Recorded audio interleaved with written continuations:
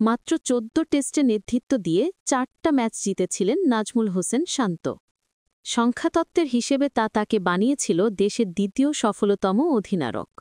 তবে বিসিবির ৩ ফরম্যাটে ৩ অধিনায়ক নীতিতে নিজে থেকেই নেতৃত্ব ছাড়েন।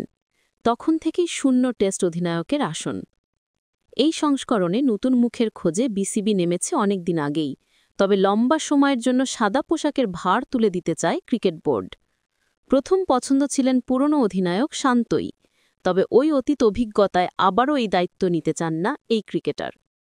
শান্ত আপত্তি জানানোয় বিকল্প হিসেবে শর্টলিস্টেড হয় ৩ জন, যাদের মধ্যে একজন মমিনুল হক, যিনি আবার সাবেক টেস্ট অধিনায়ক। এছাড়াও ওয়ানডে অধিনায়ক মেহেদী হাসান মিরাজ আর টি-20 ক্যাপ্টেন লিটন কুমার দাসও ছিলেন বিবেচনায়।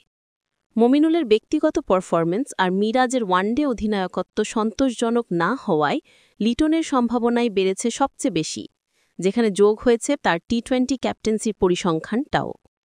ড্রেসিং রুমের নিয়ন্ত্রণ আর টেস্টে তার ফর্ম আশাবাদী করে ক্রিকেট বোর্ডকে।